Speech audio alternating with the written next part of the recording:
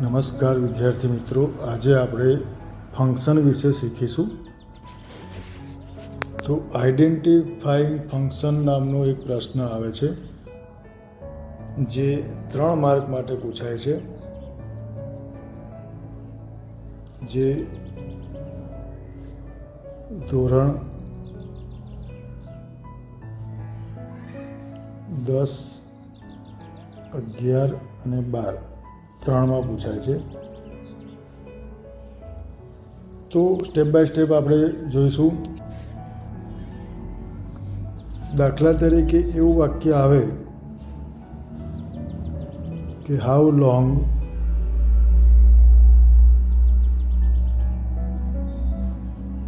Have you bin sleeping.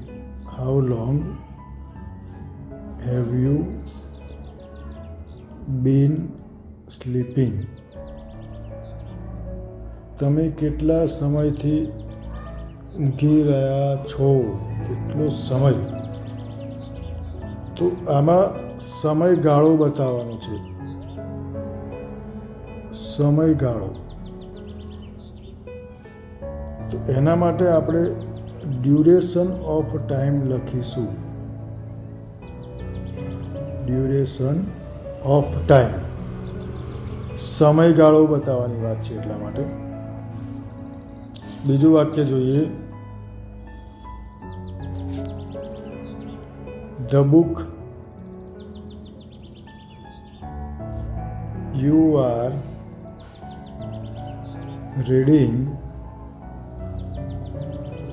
તમે જે પુસ્તક વાંચી રહ્યા છો એ is written by Munshi. Written by Munshi. એ મુનશી દ્વારા લખવામાં આવેલું છે.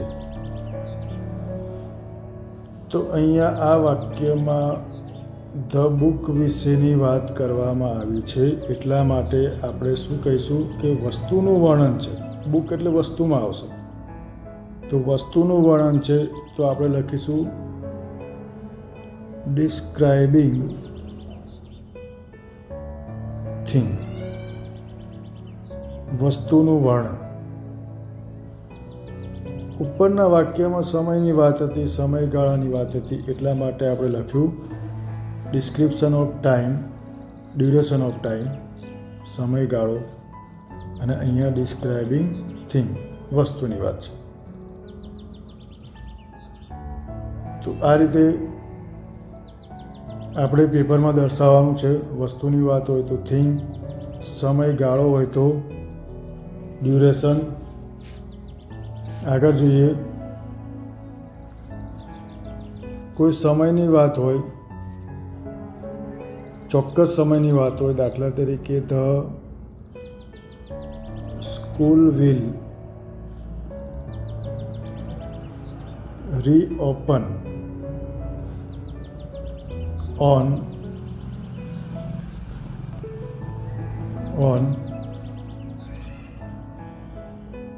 15th જૂન.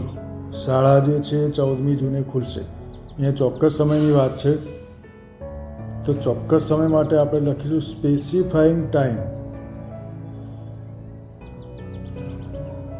Specifying time. ચોક્કસ સમયની વાત છે. તારીખ આપેલી છે ને આપણને, સ્પેસિફાય કરવામાં આવ્યું છે કે આ સમયે ખુલશે, ચોક્કસ ટાઈમ છે એટલા માટે. બીજું વાક્ય આપણે જોઈએ.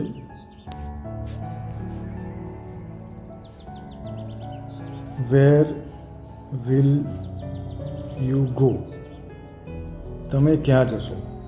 હવે આવું વાક્ય હોય કોઈ પણ કે જેમાં પ્રશ્ન આપેલો હોય, કોઈ પ્રશ્નોત્તરી તમારી કરવામાં આવી, કોઈ વસ્તુ તમને પૂછવામાં આવી હોય, તો એના માટે આપણે લખીશું ઇન્ક્વાયરી એઝ નેચર. આવા વાક્યમાં આપણે લખીશું ઇન્ક્વાયરી એઝ નેચર. પ્રશ્નની વાત છે એટલા માટે. એના પછીનું નવું ઉદાહરણ જોઈએ. He always comes late. તે હંમેશા મોડો આવે છે. તો અહીંયા મોડા આવવાની ક્રિયાની વાત છે,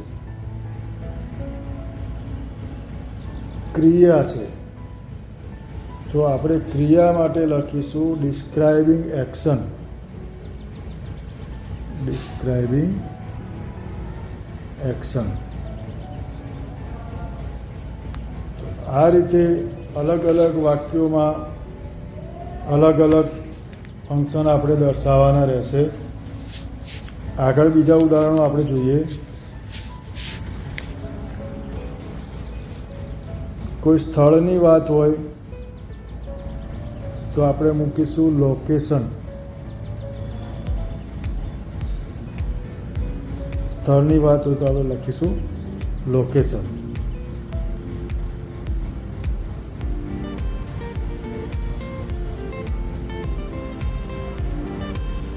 ચોક્કસ ટાઈમ આપ્યો હોય, point of time,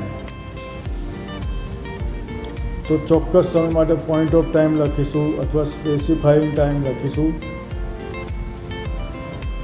thank you, congratulation,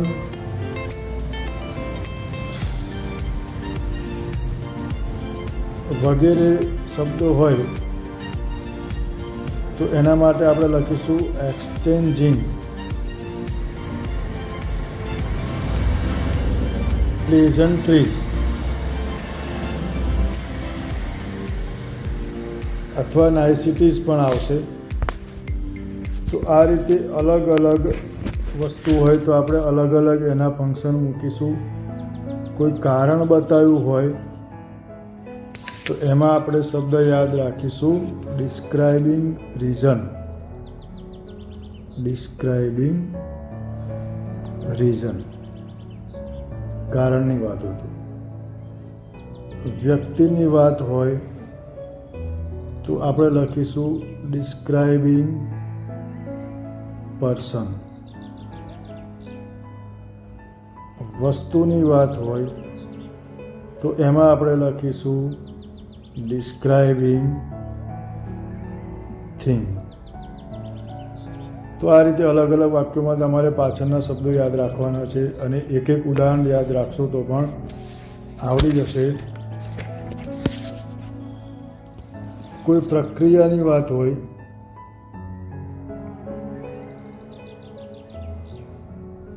રસોઈ બનાવવાની વાત હોય, કોઈ પ્રયોગ હોય વગેરે કોઈ પ્રક્રિયાની વાત હોય તો એમાં આપણે લખીશું ડિસ્ક્રાઇબિંગ પ્રોસેસ. પ્રોસેસ એટલે પ્રક્રિયા. તો આવા બધા અલગ અલગ ઘણા બધા તમારે આવે છે. કોઈ હેતુ દર્શાવવાની વાત હોય, કોઈ હેતુ દર્શાવ્યો હોય, દાખલા તરીકે મોના વર્ક્સ હાર્ડ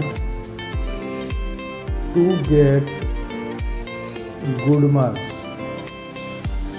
મોના સારા માર્ક્સ લેવા માટે વધારે મહેનત કરે છે. શેના માટે? To get good marks. તો અહીંયા સારા માર્ક્સનો હેતુ છે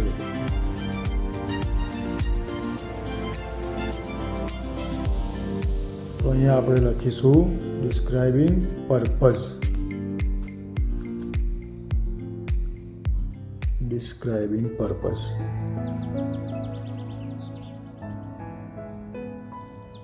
તો આવા અલગ અલગ ઘણા બધા તમારે ફંક્શન છે.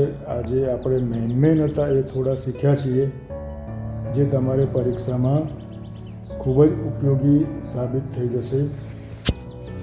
કોઈ પણ ડિગ્રી હોય,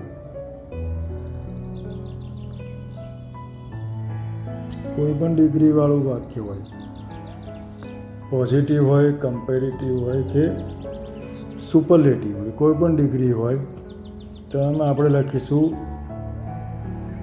ડિસ્ક્રાઇબિંગ કમ્પેરિઝન.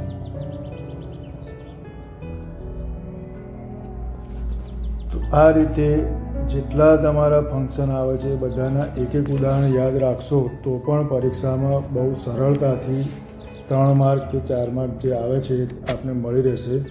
માત્ર બધાના એક એક ઉદાહરણ યાદ રાખીશું અને ફરીથી એકવાર પાછું આ બધું તમે જોઈ લેજો. બધા ઉદાહરણો, કોનો અર્થ શું થાય છે, ક્યારે વપરાય છે એ ખાસ જોઈ લેવા.